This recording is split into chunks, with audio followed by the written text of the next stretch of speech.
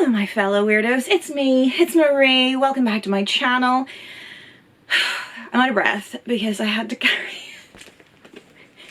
the most massive pile of books. It's a book haul. Oh good lord.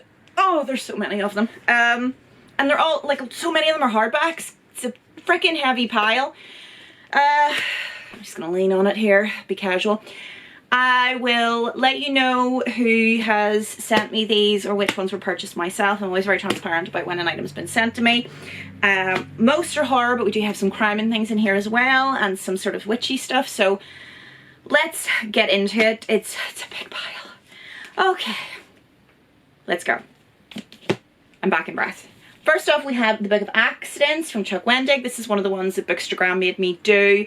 I kept seeing this being recommended by a bunch of Bookstagrammers, and Mother Horror always posts about this author, so I was like, you know what, I'm getting it. This has just been nominated as well for the Bram Stoker Awards, so, you know, bound to be a good read. As good as any to start with out of his books. So let's read the premise. A family return to their hometown and to the dark past that haunts them still in this masterpiece of literary horror. When Nate's father dies, he leaves behind a final gift for his son, his childhood home. Married now, Nate decides to move in with his wife Maddie and their son Oliver, seek peace after the chaos of the city.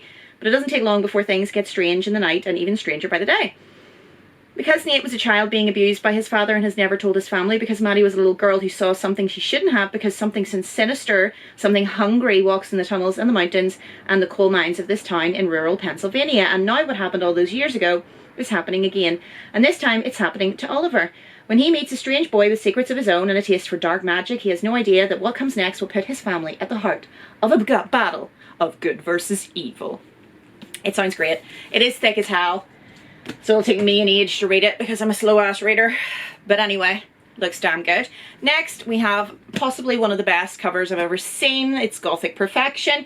Beguiled by Night, a vampire tale from Nicole Eigner. I mean, look, I'm sorry. I want my life to look like this cover. Death was not the Grim Reaper, so immortalized in literature. Death was a black angel, a feminine god, exquisite and unforgiving, capricious and unprejudiced. She had her orders and she carried them out without fear, despite or in spite of prayers and unholy cries and despair. Throughout his life as a vampire, not once daring any of his kills had he seen death. No one came for their souls. He was the Reaper, delivering them to their afterlives. Where their souls went, he did not know. I love vampire books. I love classic Gothic literature, so I'm very excited to read that. It's another one that Bookstagram made me do. A lot of these are Bookstagram, so I bought both of those myself with my Amazon Christmas vouchers. This is my current read, another one I bought myself because Bookstagram made me do it. Again, I'm sorry, this cover. Gothic, witchy perfection. Obsessed. Okie dokie. An ancient spirit awakens in a dark wood. The wild folk call him Father, Slayer, Protector. The colonists call him Slewfoot, Demon, Devil. To Abatha, a recently widowed outcast, alone and vulnerable in her pious village, he is the only one she can turn to for help. Together they ignite a battle between pagan and Puritan, one that threatens to destroy the entire village, leaving nothing but ashes and bloodshed in its wake. If it is a devil you seek, then it is a devil you shall have. This terrifying tale of bewitchery features more than 24 of Brahms' haunting paintings, fully immersing readers in this wild and unforgiving world. What a freaking talented person. Writer and artist. So yes, really enjoying that so far. Love the cover and the paintings inside, and that was another one that I purchased with my Amazon vouchers. Next, this is a book that I was sent by Liminal. It's The Oracle Creator, a modern guide to creating an oracle or a tarot deck. They have a number of absolutely gorgeous tarot decks by Fez Inkwright. I'm going to be showing you one of those today because they also sent me one of them. And this is a book, like, look at the inside cover, that chronicles the process of how, if you wanted to create basically your own oracle or tarot deck, which I absolutely love the concept of, you know, because if you're an artist, if you're looking to make your own, or if you just want, you know, if you're just a witch who really likes the idea of having like a tarot deck that you yourself have created, this book tells you basically, you know, in depth how to do it. The Oracle Creator is a comprehensive guide to creating tarot decks and oracles from renowned expert Stephen Bright. It includes exercises to help you develop your ideas, instructions on how to create your own tarot or oracle system, a directory of symbols and symbolic colour meanings, exclusive interviews from tarot industry insiders, and a guide on how to publish your deck. So if you wanted to create and sell it, this book could help you. But also I think tarot decks are gorgeous, but they can sometimes be like outside people's budgets, and I'm the type of person who wants lots of them. You know, I've got so many tarot decks now, and you can sometimes just feel a connection to one, but creating your own one would be a very personalized way of doing your magic. So I think that's a really great book, useful book there. I'm looking forward to having a wee read at that. I wouldn't mind creating my own one. I don't know how it would go, but I'm not a very good artist. It would be like little stick figures. We'll work something out. Next, a little secondhand purchase of mine I got on eBay. I'm trying to complete my vintage King collection behind me here, and this is the classic Kucho one. I've actually never read because I like dogs. I like dogs, and I don't want to learn about an evil one. Kucho is a 200-pound Saint Bernard, the best friend Brett Camber has ever had. One day, Kucho chases a rabbit into a bolt hole, a cave inhabited by some very sick bats. What happens to Kucho, how he becomes a horrifying vortex, inexorably drawing in all the people around him, makes for the most heart-stopping novel Stephen King has yet written.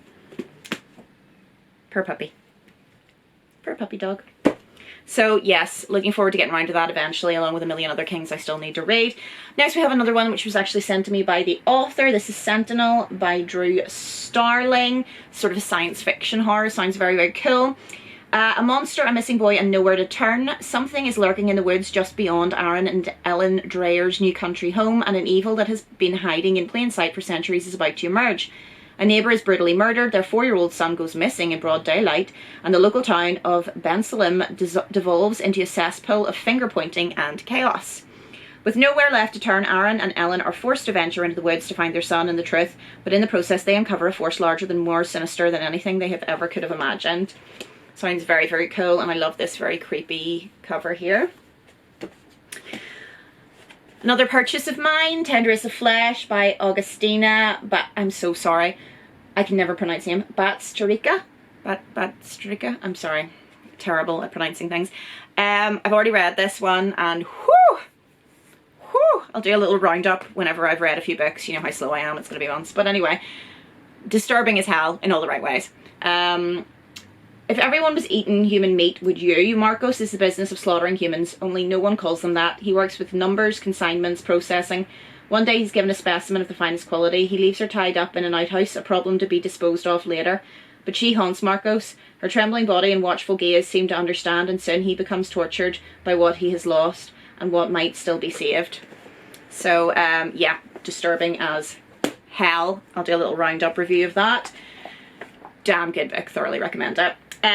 This was sent to me by the author. This is The Graveyard of Gwen Luna by Gunther Primig. I have already kindly been sent and read the first of this series, and I loved it. So thank you so much to Gunther for sending me this one as well. I've already read this one as well, and I loved it. So again, I'll do a little review of that at some point. But young Gwen Luna has been on the run for a year, and it has been a year of fear and loss. And there are the dreams of a madman desecrating a shunned grave, of a monster's voice calling from a mirror, of a child's ghost haunting an old house, of a woman speaking to the dead, of a cursed hunt for a sacred animal. In the snowbound loneliness of the forest, Gwenna meets a potential ally, but the strange boy Penrod seems to pursue an agenda of his own, and there's one final dream Gwenna will have to face that leads into her past, and from there into a very dark place indeed. Really enjoyed this book, so again, look out for my review. I have two that were very kindly sent to me by Head of Zeus. Both hardbacks, and both they're by David Gilman. We've got the Englishman and Betrayal.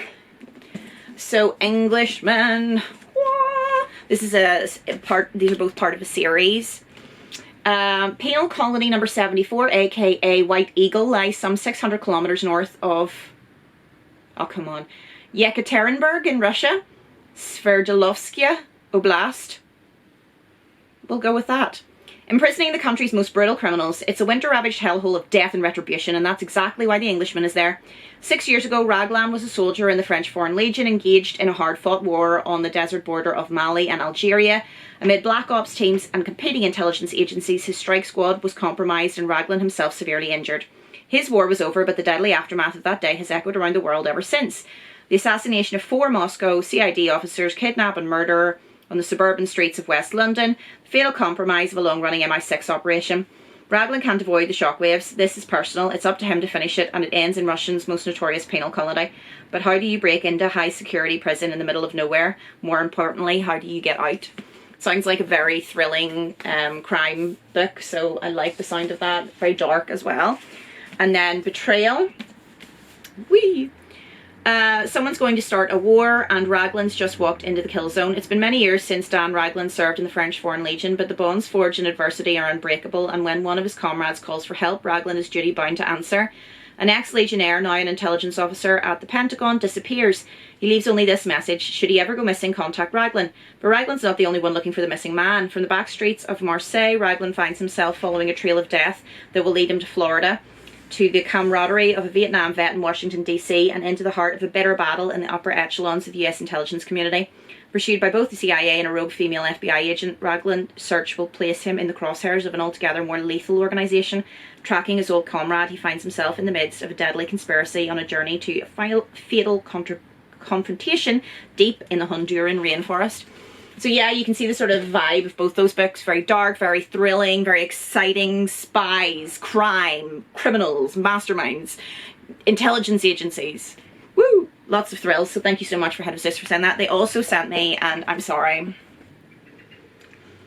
this is the most beautiful book. I mean, it's stunning. It's called Ghost, and it is 100 Stories to Read with the Lights On, chosen by Louise Welsh. It's got this absolutely gorgeous cover, and I even love, I have to show you the little spider webs and things on the inside cover. It's just fabulous, and it is as it says. It's a big collection of ghost stories. Haunted houses, mysterious strangers, weeping widows, and restless souls. Here is a definitive anthology of all that goes bump in the night, handpicked by award-winning author Louise Welsh. This beautiful collection of 100 ghost stories will delight, unnerve, and entertain any fiction lover brave enough to turn the first page. Really, you know what I'm like about my Gothic fiction. You know how much I love a haunted house, a ghost story. This is just like perfection in a book to me, and the cover, I love it. Okay, another one sent to me, this time by the publisher called Billy Press. This is Sister Margaret, one of a Tommy Keene novels. I believe this is the first. And it's by Travis Myers and Natasha Myers Marceguera. NYPD Detective Tommy Keene has spent 19 years chasing criminals in the Bronx, investigating unimaginable crimes and solving near impossible cases. When a punitive measures force Keene to transfer to a relatively quiet 21st precinct in Manhattan, he expects the last 13 months before retirement to be painfully easy. But as the grisly murder of a celebrated nun soon proves, even the safest neighbourhoods can have their secrets, and even the most seasoned detective can be surprised by the disturbing and unspeakably cruel acts humans can commit and endure. So, murder, mystery, crime involving a nun god lover. I love this cover. It's very simple but very bold and striking with this red and black, and they all have this similar kind of cover, which I really appreciate. Not the hugest read as well, so that would be a really good one, you know, just if you needed something quick. I have to decide what to bring on holiday. Help me decide my holiday horror read, guys. Finally, this was sent to me by Marcus Hawke, who edited the book, and it is Dead of Night, a horror anthology which is vampire themed. Thirsty for horror, Blood Rights Horror presents a vampire anthology for the darkest evenings. With 12 bloody tales from 12 of the most exciting new talents in horror, this showcase of nocturnal fiction edited by Marcus Hawke is sure to chill to the bone. So again, nice and short. I think this would be a good one if you're in a bit of a reading slump. Finally, not a book, although it has tiny books in it, but Liminal also sent me this gorgeous Oracle deck. Again, this was Fez Inkwright. I've got a few of his decks and they're just absolutely stunning. So this centers on the cycle of sowing and harvest, exploring themes of growth and rest. There are times for productivity and there are times for rest. The Seed and Sickle Oracle is designed to encourage reflection on both of these. So this is from Liminal 11.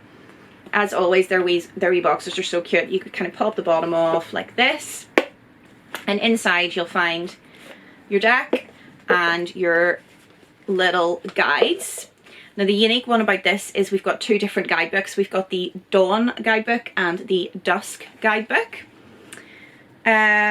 Each card can be read in two ways, the dawn and the dusk, providing advice for every reader, whether you're actively working towards a goal or focusing on your mental well-being. So the dawn readings are perfect for when you're starting a new project, building new relationships, or focusing on revitalizing yourself. If you're looking for guidance on how to best take care of your body and your mind, open the dusk book for a more holistic reading. And then, so the dusk is holistic and then the dawn is more focused. Yeah. And this is really beautiful deck. Let me show you guys some of the cards. So we've got Asphodel, Cornflower, Pimpernel. These are just so beautiful. Birch, Lily of the Valley. I mean, look at that. Bracken. Absolutely gorgeous. So that's it, guys. That's my gigantic haul of goodies. Tell me if you've read any of them, what you thought of them. If you have any recommendations of things you think I should buy and have in my next haul, put it all down below. Leave a comment, leave a like, all that fun jazz. Don't forget to subscribe. I've been your host, Marie McWilliams, and I'll see you all soon. Bye.